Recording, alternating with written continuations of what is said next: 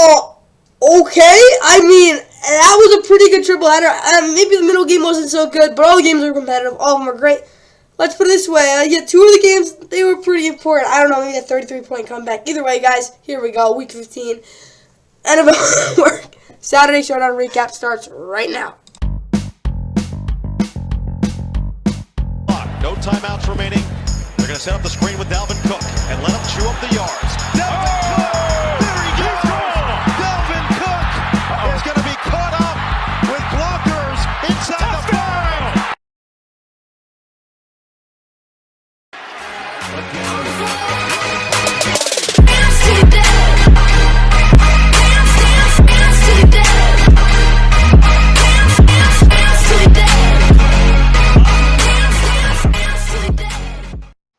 With that, what's going on, guys? Welcome back to NFL Legacy Republic, guys. So we got the Week 15 NFL. We got Week 15 NFL Network Saturday Showdown recap. Obviously, there were 3 insane games. Obviously, of course, we got games on Sunday for you guys at least. That's all I got there, guys. Let's get right to the first game. Here's the recap for the Vikings and Colts. Obviously, it was an insane game. Here are the highlights.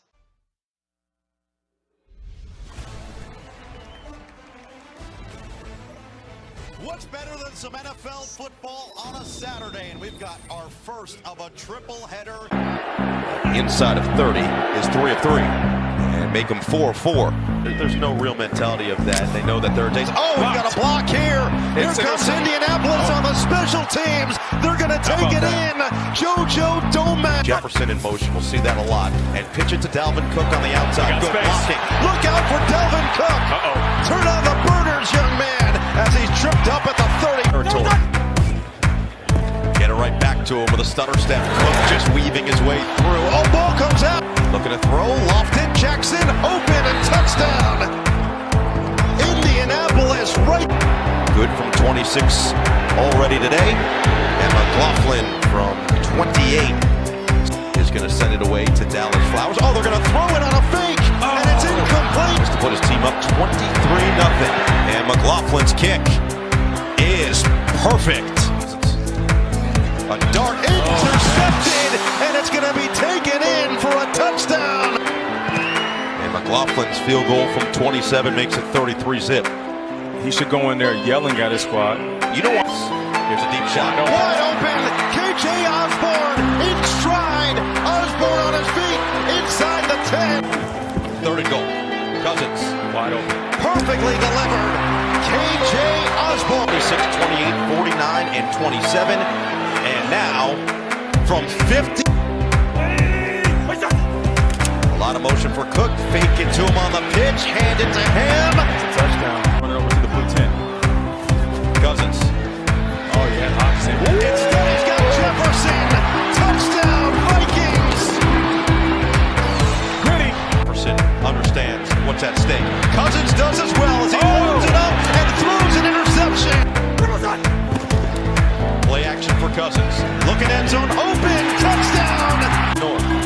Colts looking to stay alive in playoff contention. And Deion Jackson. Oh, ball comes out. There go the Vikings. It's going to go all the way. Stretch in regulation. Can he do it again? 4th and 15. Cousins steps up. Cousins looking good. Tripped up from behind. Ryan's going to look to get it himself. Oh, wow. And it will depend on the spot. They're going to set up the screen with Dalvin Cook and let him chew up the yards. Dalvin Cook! There he goes!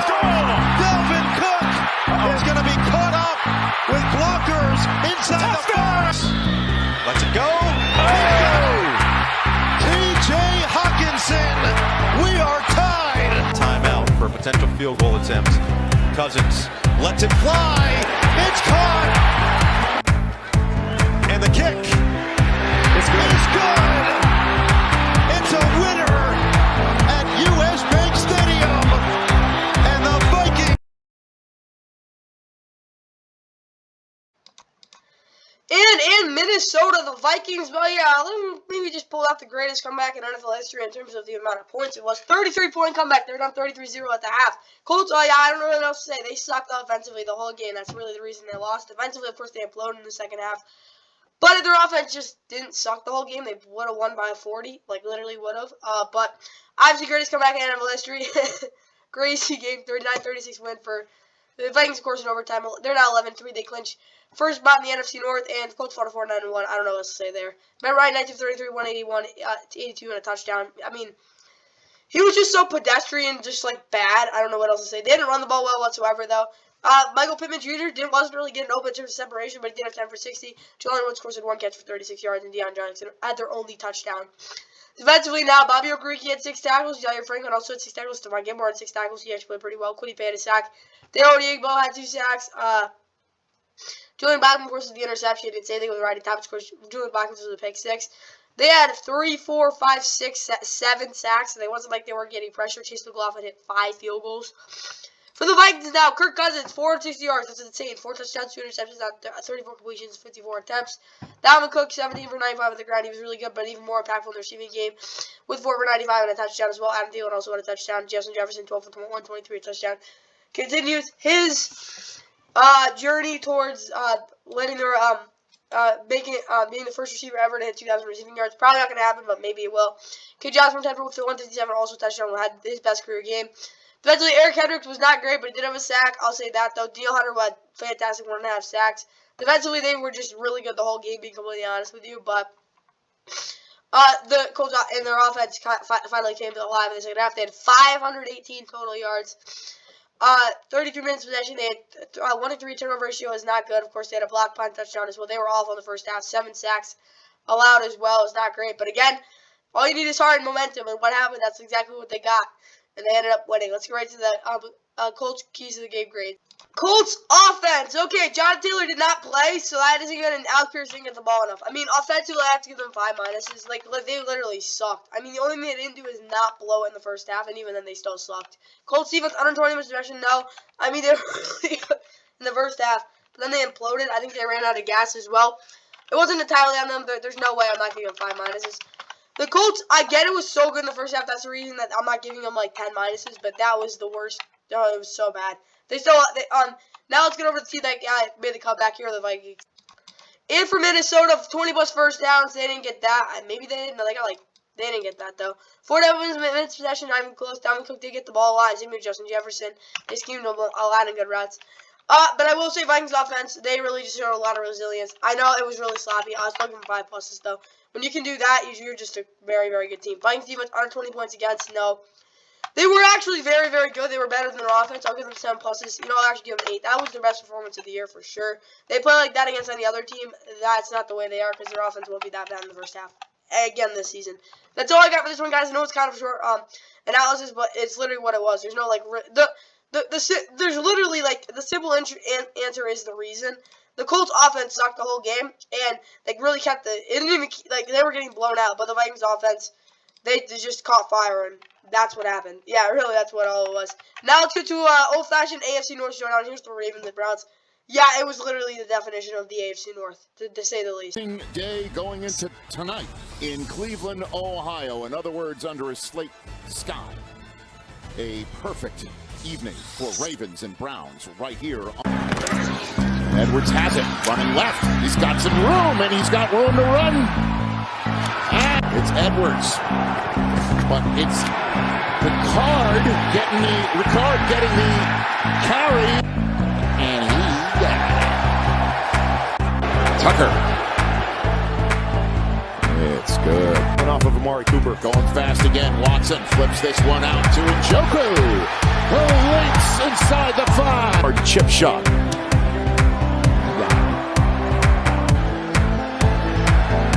This one is no good. Dirt 3rd and 10 again. Quick throw, and it is intercepted. Watson thrown again. Over the middle, Cooper again. Cooper has room to run. Cooper takes it inside the 20. Watson throwing it, surveying. He gets it to Peoples-Jones. Touchdown! In this one, and let's see what Huntley can do. Quick throw. Nice catch by Robinson. Ball's loose. It is blocked. It's blocked and free. And Tucker jumps on it. Then steps up with lots of room in front of him. Watson still going and slides down shy of the 25-yard. And it is no good for the Ravens. Huntley over the middle, and it's intercepted.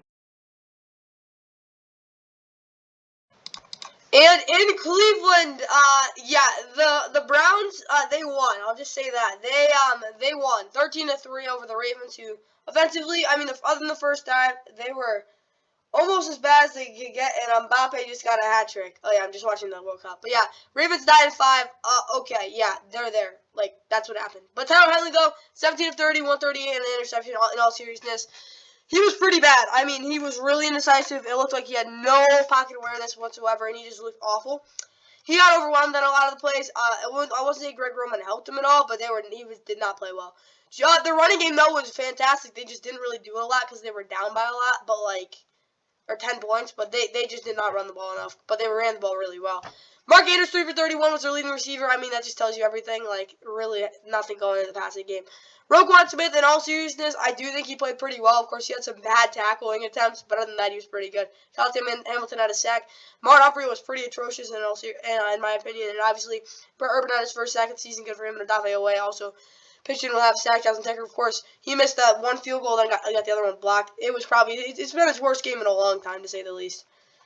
Speaking of the Browns, I mean, Deshaun Watson, 18 of 28, 161 touchdown. It was better than his last 2 games. That's all I really got to say. I hope he gets 200 yards next week. They ran the ball pretty well. I don't think they had any big runs. Maybe like one by Nick Chubb. It really wasn't anything special. It was pretty productive.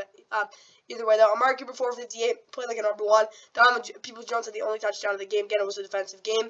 Grant Delpit had 8 tackles. And John Johnson, they were literally just playing in the box the whole game. It just tells you what the heck the Ravens have, which is absolutely no downfield passing game. But Myles Garrett did have 1.5 sacks. Denzion Jones also had a sack and really nice tackles as well. Denzel Ward had an interception. Of course, we saw it in the red zone. Kid York also missed 2 field goals. Not a good day for kickers. Wind was not good as well. Statistically, though, both teams were pretty even in total yards. Of course, the Ravens moved the ball a lot better. Again, it's just they don't have a downfield passing game. And they weren't really trying to fit the ball into tough windows, which really can kill you sometimes. Of course, 2-0 turnover ratio is not good in any facet of the imagination. I would say the Browns were better up front overall, but not by a lot. And especially time possession went to the Browns. That's all I got there, guys. Let's get to the Ravens. Keys to the game, great.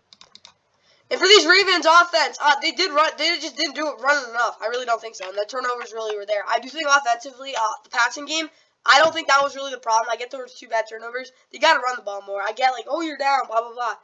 But really, I'm being completely honest with you, this Ravens offense needed to run the ball more. There's the reason they lost, and they had a lot. It was not a great game. I'll give them 4 minuses, though. They actually opened the football pretty well. Ravens defense, now, they did force Deshaun to get out to the pocket. He burned him a couple times, but not a lot. Double on argument, they did that contain Nick Chubb somewhat, and Deshaun Watson was able to step up, and it got a little ugly a couple times there. But overall, defensively, I don't think it was that bad of a game. I'll actually give them a plus. Let's get over to the Browns. And for Cleveland, they did not have 300+ rushing yards, and Deshaun Watson, I mean, he was decent. Offensively, they just did what they were supposed to, I guess. It wasn't really a bad game. It wasn't really a good game either. They were just around. I'll give them a minus. It wasn't anything special. Browns defense forced Tyler Huntley to push the ball out, so the numbers, 30+ yards downfield, absolutely. And they did get pressure on him, which is what you needed, and they didn't really stop. I mean, Gus Edwards is pretty good. I mean, they just didn't let him get a big run, which I guess is okay. Defensively, though, lockdown 5 pluses. That's probably one of the best games of the season. Now let's get to what was the game of the night, even if it wasn't the best game of the day. Dolphins Bills. Here we go. Following in Orchard Park, New York, ahead of this matchup on Saturday between the Miami Dolphins and the Buffalo Bills, and it continued to fall until early this afternoon. Snap it, the give, the first down. Driving to the 20-yard line, 39-yard try for Jason Sanders.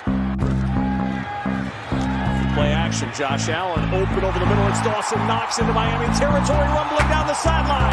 Knox inside the 30. He has to peel for the halfback. That's how he scored last game. Allen on the run, throwing for the end zone. It is caught.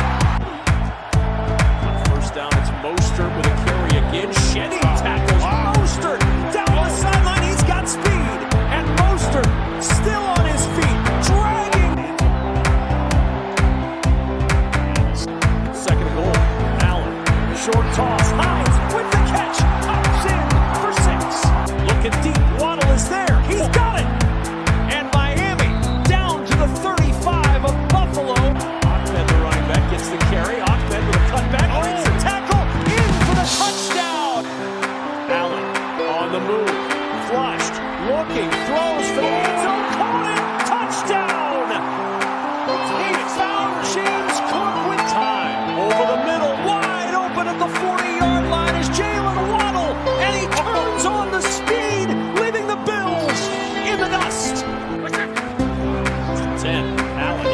trouble. Backside pressure to Rivers. He floats it, and it's Knox who makes the catch on.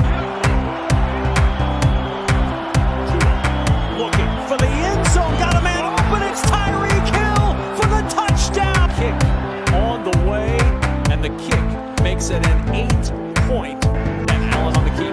Allen with room to run. Allen headed for the sideline. Josh Allen chugging down the sideline. Look at Allen go! Finally pulled down. It's the 2-on-2 on the backside. Allen with pressure in his face, throwing back in the end zone. It's Dawson Knox with. He's got to get this ball out quick. He's just going to run it. Josh Allen leaping for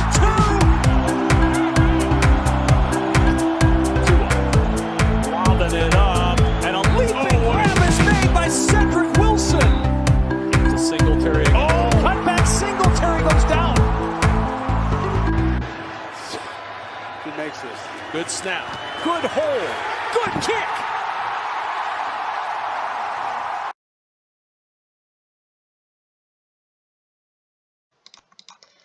And from Buffalo, last night, the Bills knocked off the Dolphins 30-29, handing them their second loss of the season. Bills, all you need to do is win next week in Chicago, and I guess you kind of you just literally get the number one seed.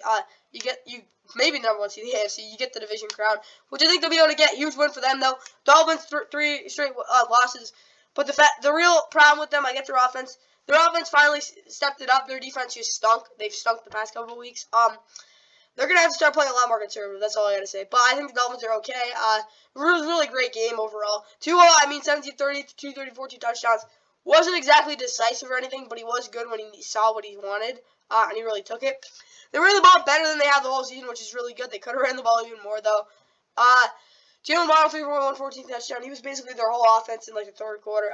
Tyreek, 9 for 69 touchdown. Was contained, of course, with a really nice touchdown, though. Cedric Wilson and Raheem Mostert both had big catches as well. Defensively, Cater K.O. overall was really inconsistent, but I do think he has a lot of potential in the future. Keon Crossan, he just gets hurt. Zach Seiler and Jalen Phillips had their only sacks. Bradley Chubb, so far as a Dolphin, has been a bust. He looked atrocious last night. Meanwhile, for Josh Allen, the Bills, he had his best game since that injury, 25 of 43 or 4 touchdowns. It wasn't like he was trying to throw the ball deep or anything. He took what he got, and he was looking really freaking good. 10 for 77 and as well had a 35-yard run on that one play. Devin Singletary was not all efficient, but he actually made some big plays as well. And Dawson Knox, 6 for 98, a touchdown. He was pretty good, I'll say that. Stephon Diggs, 5 for 60, was their second leading receiver overall. And, of course, Quinton Morris, Naheem Hines, and James Cook all had touchdowns. 4 total catches by them as well. Jermaine Edmonds, 6 tackles. He was okay. I don't think he was anything special, though. Shaq Lawson had a sack, really bad at containment. I'll just say that, especially in that C-gap. And as well, Kyer Elam had a pretty decent game.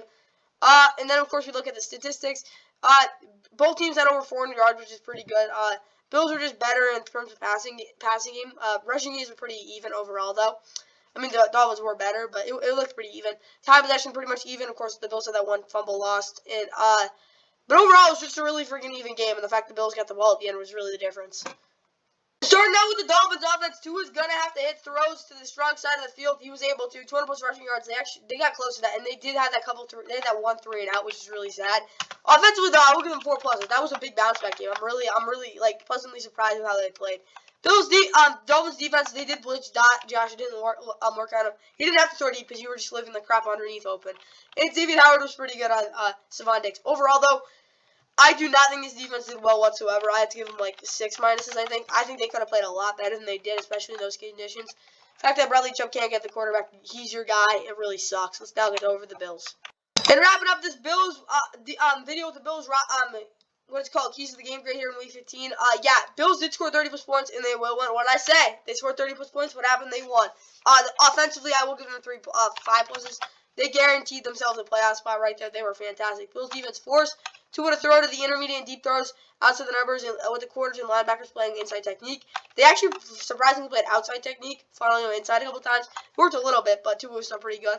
And Greg Rousseau, I don't think he did much, but I guess he was a presence. I really don't know what else to say.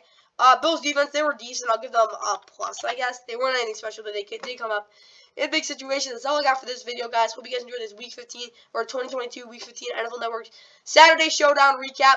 So all I got there, guys. Hope you guys enjoy your games on Sunday. A lot of good games going on. Yeah, see you in the next one. It expired before he got it off. Shedeur Sanders looking, and that's it. Ball game. North Carolina Central ascends to